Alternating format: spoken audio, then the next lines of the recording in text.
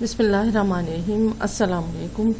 نہم دہم کے طلبات کو مس انجم کی اردو کی کلاس میں خوش آمدید ہے۔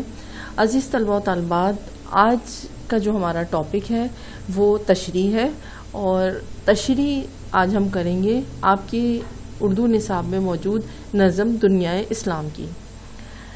آپ کی اردو نصاب میں ڈاکٹر محمد اقبال کی نظم دنیائے اسلام شامل ہے۔ آج میں اس کے 3 اشعار کی تشریح کراؤں گی، 3 سے 4 اشعار کی تشریح کراؤں گی۔ اور جیسے کہ میں نے آپ کو بتایا ہوا ہے کہ جب بھی ہم کوئی سبق پڑھتے ہیں یا کسی بھی نظم یا غزل کی تشریح کرتے ہیں تو اس میں مصنف کا حوالہ دینا بھی ضروری ہوتا ہے، اور نظم میں تو بہت ہی زیادہ ضروری ہوتا ہے، حوالے کے بغیر نظم کی تشریح مکمل نہیں ہوتی۔ تو اشعار کی تشریح کرانے سے پہلے میں آپ کو اس نظم کے مصنف، جن کا نام ڈاکٹر علامہ محمد اقبال ہے، جسے آپ بہت اچھی طرح سے جانتے ہیں، ان کا مختصر سا تعارف پیش کروں گی۔ علامہ محمد اقبال کا مختصر سا تعارف یہ ہے کہ جیسا کہ آپ لوگ سب جانتے ہیں کہ ان کا اصل نام محمد اقبال ہے، والد کا نام شیخ نور محمد، اور ان کی پیدائش سیالکوٹ میں ہوئی تھی۔ ان کی مشہور تصانیف میں بانگ درا، ضرب کلیم، بال جبریل اور ارمغان حجاز ہیں۔ عزیز طلبہ، یہ وہ نظم ہے دنیائے اسلام جو آپ کے اردو نصاب میں شامل ہے۔ یہ علامہ محمد اقبال کی لکھی ہوئی بہت مشہور نظم ہے، جس میں آج میں آپ کو اس کے 4 اشعار کی تشریح کراؤں گی۔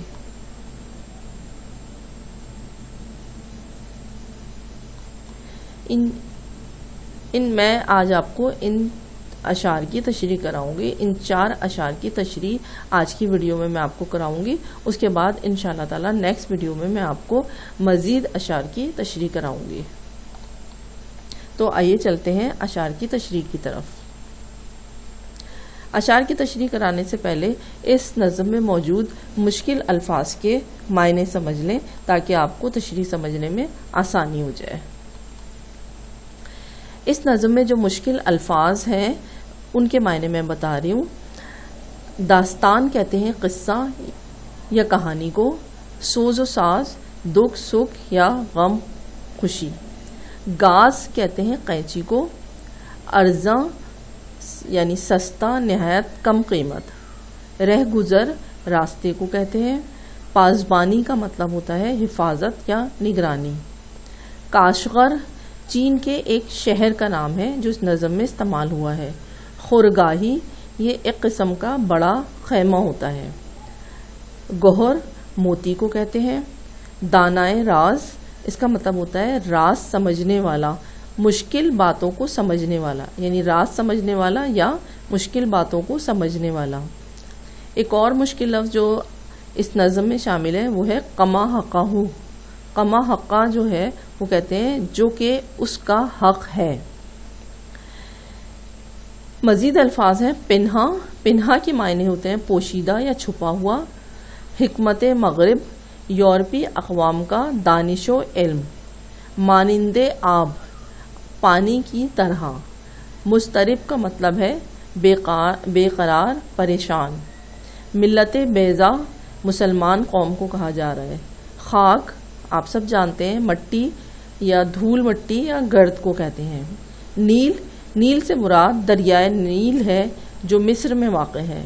عرابی، عرابی عربی کو کہتے ہیں، یعنی عربی نسل کے لوگ۔ مقدم اعلیٰ برتر یا لازم، جس کو ہم پرائیورٹی دیتے ہیں۔ ربط و ضبط، ربط و ضبط کا مطلب ہوتا ہے رشتہ، تعلق یا میل جول۔ والا گوہر اس کا مطلب ہوتا ہے قیمتی موتی۔ تو عزیز طلبہ و طالبات، یہ وہ مشکل الفاظ ہیں جو اس نظم میں شامل ہوئے ہیں۔ میں نے پہلے ان کی میننگ آپ کو بتا دی تاکہ آپ کو تشریح سمجھنے اور لکھنے میں آسانی ہو۔ اب آئیے اشعار کی تشریح کی طرف۔ تشریح میں سب سے پہلے جس بھی شعر کی آپ تشریح کریں گے اس میں سب سے پہلے آپ کو شاعر کا مختصر سا تعارف دینا ہوگا. اس نظم کی تشریح شروع کرنے سے پہلے میں صرف سب سے پہلے شاعر کا مختصر تعارف جو دے رہی ہوں وہ آپ کو ہر شعر میں لکھنا ہوگا. جو بھی شعر آپ کا امتحان میں آئے گا آپ کو اس میں یہ شاعر کا تعارف لکھنا ہوگا. ابھی اس ویڈیو میں ہر شعر میں شاعر کا تعارف نہیں کراؤں گی. ایک بار میں شاعر کا تعارف کرا رہی ہوں, اس کے بعد یہی تعارف آپ نے ہر شعر میں ریپیٹ کرنا ہے. تو آئیے پہلے شعر کی طرف چلتے ہیں.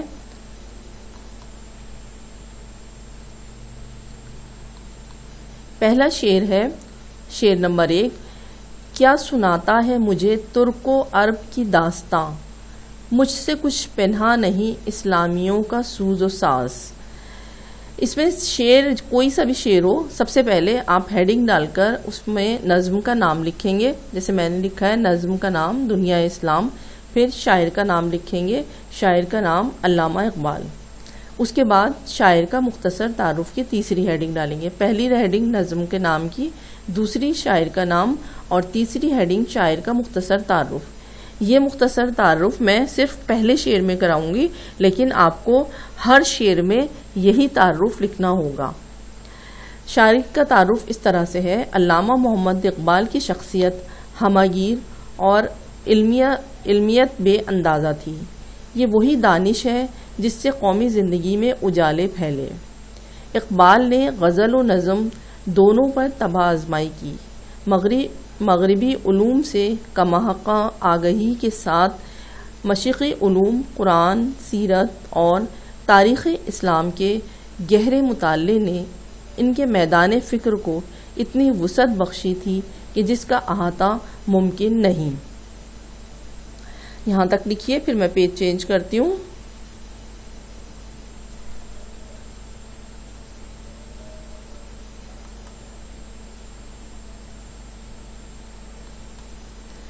وطن دوستی اور بعد میں ملت دوستی اور یہیں سے انسان دوستی ان کی شاعری کے اہم موضوعات ہیں.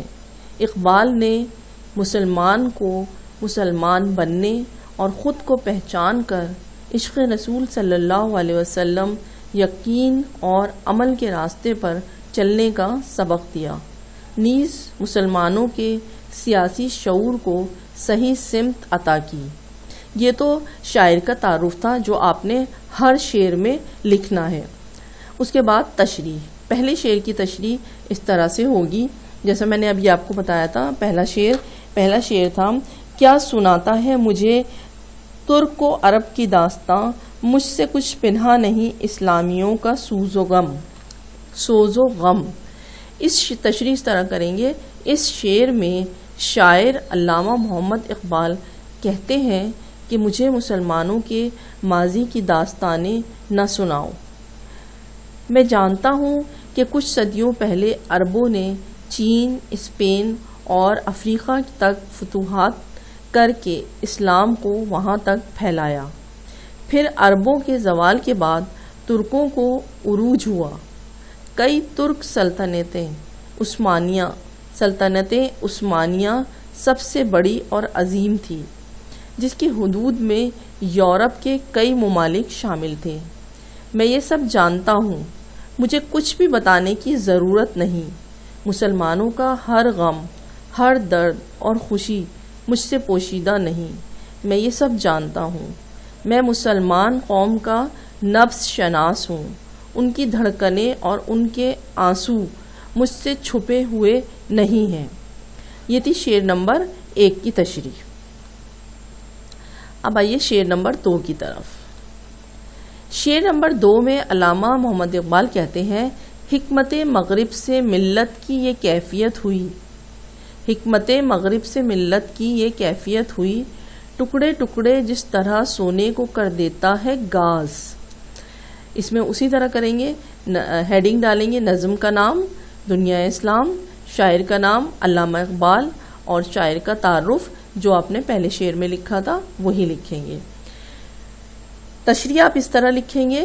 شاعر مشرق علامہ اقبال جو مسلم قوم کے نبض شناس تھے, اس شعر میں وہ کہتے ہیں کہ آج کے مسلمان اپنے آباء و اجداد کے کارنامے بھول گئے ہیں، انہیں نظر نہیں آئی بھی تو صرف مغرب کی ظاہری ترقی، انہیں نظر آئی بھی تو صرف مغرب کی ظاہری ترقی، اور پھر انہوں نے مغرب کی اندھی تقلید کرنا شروع کر دی۔ یہ اندھی تقلید مسلمان قوم کے لیے زہر قاتل ثابت ہوئی۔ مسلم قوم کی حالت بہتر ہونے کے بجائے بگڑتی چلی گئی اور وقت گزرنے کے ساتھ ساتھ ٹکڑے ٹکڑے ہوتی چلی گئی۔ ان میں نفاق اور تفرقہ بڑھتا چلا گیا۔ رواداری، صبر اور برداشت کی قوتیں جواب دے گئی۔ علامہ محمد اقبال مسلم قوم کو سونے سے تشبیہ دیتے ہوئے کہہ رہے ہیں کہ جس طرح کیمیکل سونے کو گلا دیتا ہے، اسی طرح مغربی تہذیب کو اپنانے اور ان کی اندھی تقلید نے مسلمانوں کو گلا دیا اور ٹکڑوں میں تقسیم کر دیا۔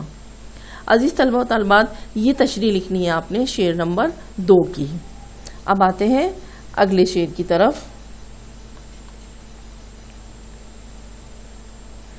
اگلے شعر یعنی شعر نمبر 3 اور 4 کی طرف۔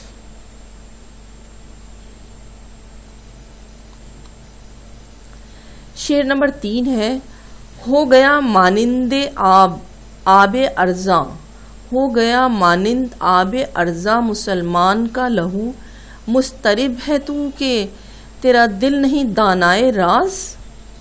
ہو گیا مانند آب ارزاں مسلمان کا لہو، مضطرب ہے تو کہ تیرا دل نہیں دانائے راز۔ عزیز طلبہ، اس کی تشریح کرنے سے پہلے بھی نظم کا نام لکھیں گے، شاعر کا نام لکھیں گے اور شاعر کا مختصر سا تعارف جو پہلے لکھوایا جا چکا ہے۔ تشریح اس طرح لکھیں گے۔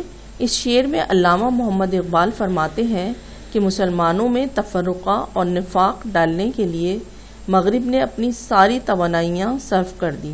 وہ مسلمانوں کو ذلیل و رسوا دیکھنا چاہتے ہیں۔ انہوں نے اپنی سازشوں سے کہیں مسلمانوں کو آپس میں لڑوا دیا اور کہیں خود ان پر کسی نہ کسی بہانے سے حملہ کر دیا۔ غرض اب یہ حالت ہے کہ مسلمانوں کے خون کی کوئی قدر نہیں، مسلمانوں کی جان کی کوئی حیثیت نہیں، مسلمانوں کا قتل عام کیا جا رہا ہے، مسلمانوں کا خون پانی کی طرح بہایا جا رہا ہے۔ تو بھی پریشان ہے، لیکن تو اس راز کو اب نہ جان سکا۔ تو بھی پریشان ہے، لیکن تو اس راز کو اب تک نہ جان سکا کہ ایسا کیوں ہو رہا ہے۔ کچھ تو تفکر کرو اور کچھ تو سمجھو کہ مغرب ہمارے ساتھ کیا کھیل کھیل رہا ہے۔ یہ تھی نظم دنیا اسلام کے شعر نمبر 3 کی تشریح۔ اب چلتے ہیں شعر نمبر 4 کی طرف۔ شعر نمبر 4 ہے: ربط و ضبط ملت بیضا ہے، مشرق کی نجات۔ ربط و ضبط ملت بیضا ہے، مشرق کی نجات۔ ایشیا والے ہیں اس نقطے سے اب تک بے خبر۔ پھر وہی اصول، پہلے نظم کا نام کی ہیڈنگ، پھر شاعر کا نام، اس کے بعد شاعر کا حوالہ اور پھر اس کے بعد تشریح۔ اس کی تشریح آپ اس طرح کریں گے۔ تشریح طلب شعر میں علامہ اقبال کہتے ہیں کہ مسلم اقوام کے درمیان باہمی روابط اور افہام و تفہیم بڑھنی چاہیے، کیونکہ یہ دونوں ہی مسلمانوں کی ترقی کا راز ہیں۔ اس شعر میں علامہ اقبال پوری قوم کو مشرقی اور ایشیائی ملت کے نام سے پکارتے ہیں، کیونکہ ایشیا کو مشرق کہا جاتا ہے اور زیادہ تر ایشیائی ممالک مسلم ہیں۔ علامہ اقبال کہتے ہیں کہ اے اجداد، اس بات کو سمجھ گئے تھے کہ ہمارے اجداد اس بات کو سمجھ گئے تھے کہ ان کی ترقی کا راز صرف اور صرف حضور اکرم صلی اللہ علیہ وسلم کی تعلیمات پر عمل پیرا ہونے پر ہے۔ ان تعلیمات نے انہیں ایک لڑی میں پرو دیا تھا، وہ سب ایک بازو تھے۔ آپس کے اتحاد نے انہیں ناقابل تسخیر بنا دیا تھا، لیکن آج کا مسلمان یہ نقطہ نہیں سمجھ رہا۔ آج کے مسلمانوں نے رسول اکرم صلی اللہ علیہ وسلم کی تعلیمات کو فراموش کر دیا۔ شاید جان بوجھ کر یاد رکھنا نہیں چاہتے کیونکہ اس سے ان کے ذاتی مفادات کو نقصان پہنچ رہا ہے۔ تو عزیز طلبہ و طالبات، یہ تھے علامہ اقبال کے 4 اشعار کی تشریح جو انہوں نے نظم دنیائے اسلام میں کہے ہیں۔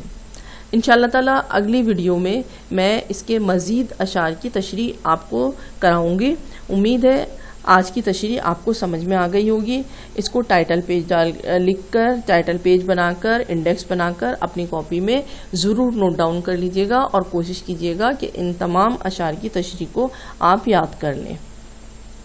اس کے ساتھ ہی مس انجم کو اجازت دیجیے۔ اپنا بہت سا خیال رکھیے گا۔ اللہ حافظ۔